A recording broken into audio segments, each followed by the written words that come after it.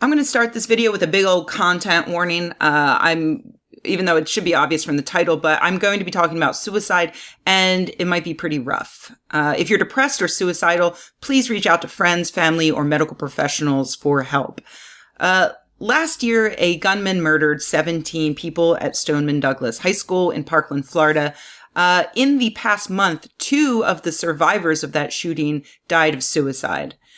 At around the same time, the father of a child murdered in the Sandy Hook massacre of 2012, Jeremy Richmond, also took his own life at the age of 49. A brief aside, I recently saw someone object to the usage of the phrase committing suicide, as committing as a word highlights the view that suicide is a criminal act.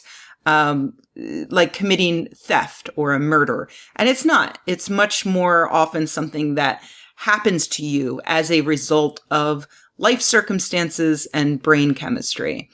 It may seem small, but I did think it was a good point. And we as a society need to change our narrative around mental health and suicide. So personally, I'm going to try to stop myself from using the phrase commit suicide, both in this video and in the future. Anyway, all 3 of these recent victims obviously share a connection to having been seriously impacted by a school shooting. One of the Parkland victims had been diagnosed with PTSD and survivor's guilt, which is the uncontrollable feeling that you did something wrong in order to live through a dangerous situation, especially when other people did not live. We can never fully know why these 3 people ended up taking their lives, but it is a pretty safe guess to say that going through these mass shootings exacerbated their mental health problems. I'd like to take a moment to point out one other source of stress that might be missed in the mass media reporting on these deaths. That is the conspiracy theorists who stalked and harassed victims of these shootings up until these people died.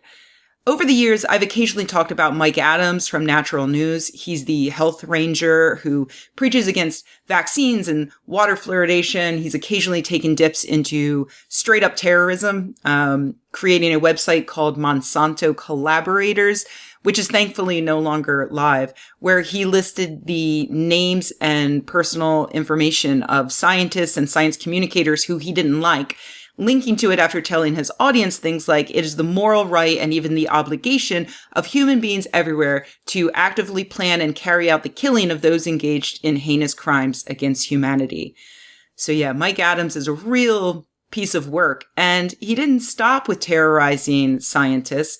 After the Parkland massacre, he created the website hogwatch.com, where he collects any negative thing he can find targeting the survivors of the massacre, and particularly the more outspoken kids like David Hogg, for whom the site is named, and Emma Gonzalez. That's just one prominent guy with an audience of millions who has targeted these victims, these survivors of a mass shooting.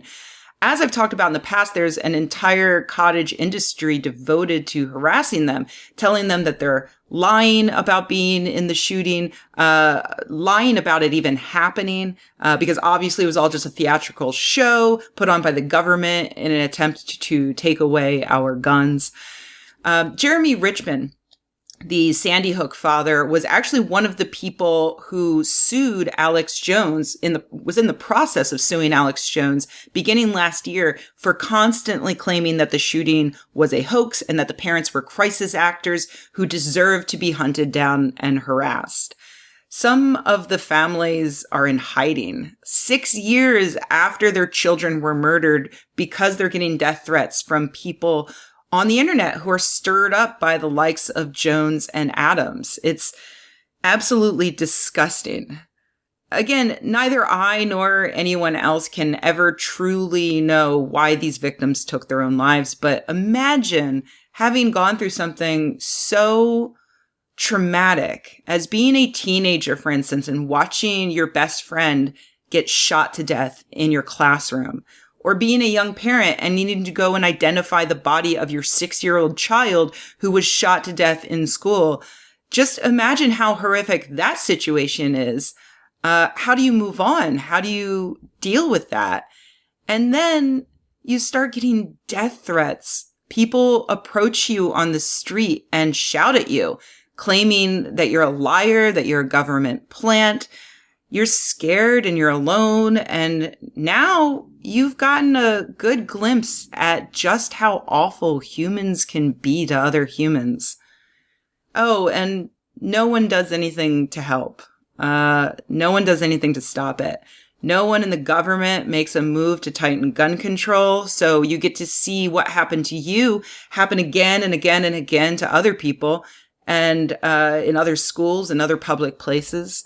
And social media networks like Facebook and Twitter and YouTube, they still offer a safe space to communities of people sharing your information and photoshopping pictures of you and your dead friends and your dead children. It's so fucked up. So remember that when you hear these stories of survivors turning into victims of suicide, it's not just about mental health. It's not just about gun control.